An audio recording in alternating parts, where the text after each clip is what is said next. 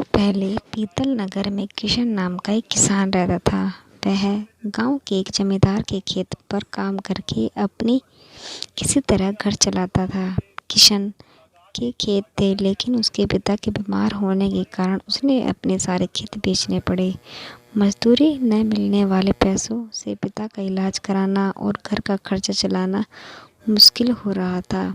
वो हर दिन सोचता कि कैसे घर की परिस्थिति को बेहतर किया जाए। आज भी इसी सोच के साथ किशन सुबह सुबह जमींदार के खेत पर काम करने के लिए निकला। खुदाई करते समय उसकी कुदाल किसी धातु से टकराई और तेज आवाज हुई। किशन के मन में हुआ कि आखिर ऐसा क्या है यहाँ। उसने तुरंत उस हिस्से को खोदा और वहाँ एक बड़ा सा पतीला निकला। पतीला देखकर किशन दुखी हो गया। किशन के मन में हुआ कि ये जेवरात होते तो मेरे घर की हालत थोड़ी सुधर जाती। फिर किशन ने सोचा कि चलो अब खाना ही खा लेता हूँ। किशन ने खाना खाने के लिए अपने हाथ की कुदाल उस पतीले में फेंक दी और हाथ मुँह धोकर खाने लगा। खाना खत्म होने के बाद किशन अपनी कुदाल उठाने के लिए उस पतीले के पास पहुँचा। वहाँ पहुँचते ही किशन हैरान हुआ। उस पतीले के अंदर एक नहीं बल्कि बहुत सारे कुदाल थे। उसे कुछ समझ नहीं आया। तभी उसने अपने पास रखी एक टोकरी को भी उस पतीले में फेंक दिया।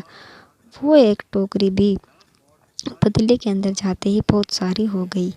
यह देखकर किशन खुश हो गया और उसको जादुई पतीलों को अपने साथ लेकर चला गया।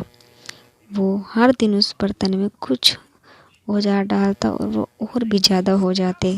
फिर उन्हें बाजार में जाकर बेच आता। ऐसा करते करते किशन के घर की हालत सुधरने लगी। उसने इस तरह से बहुत पैसा कमाया और अपने पिता का इलाज भी करवा लिया। एक दिन किशन के कुछ गहने खरीदे और उन्हें पतीले में डाल दिए। वो गहने भी बहुत सारे हो गए। इस तरह धीरे धीरे किशन अमीर होने लगा और उसने जमींदार के यहाँ मजदूरी करना भी छोड़ दिया। किशन को अमीर होता देख जमींदार मोहन को किशन पर शक हुआ। वो सीधे किशन के घर पहुंचा और वहां जाकर उसने जादुई पतीले के बारे में पता चला। उसने किशन से पूछा, तुम्हें यह पतीला कब और किसके घर से चुराया? डरी हुई आवाज़ में किशन बोला, साहब ये पतीला मुझे खेत में खुदाई के समय मिला था। मैंने किसी के घर चोरी नहीं की है। खेत में खुदाई की बातें सुनते ही जमींदार ने कहा, यह पतीला जब मेरे खेत से मिला तो यह मेरा हुआ। किशन ने जादुई पतीला ना लेकर जाने की बहुत मेहनत की, लेकिन जमींदार मोहन ने उसकी एक नहीं सुनी। वो ज़बरदस्ती अपने साथ वो जादुई पतीला लेकर चला गया। जमींदार ने भी किशन की तरह उसमें सामान डालकर उसने बढ़ाना शुरू किया। एक दिन जमींदार ने अपने घर में मौजूद सारे गहने एक एक करके उस पतीले में डाल दिए और रातों रात बहुत अमीर हो गया।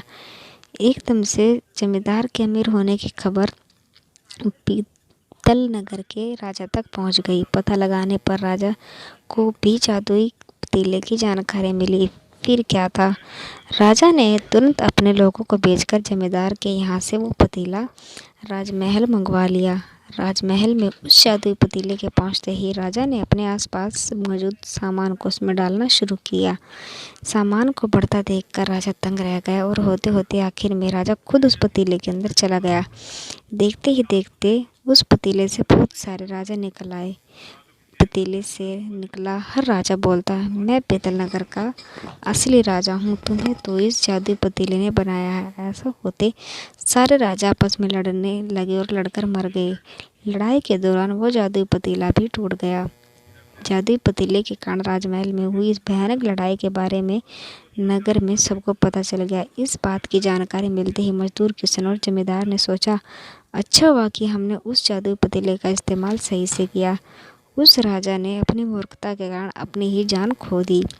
कहानी से सीख, जादुई पतीले की कहानी से दो सीख मिलती है। पहली कि मूर्खता का अंत बुरा ही होता है। दूसरी यह कि हर सामान का इस्तेमाल संभल कर करना चाहिए, अति हानिकारक हो सकती है।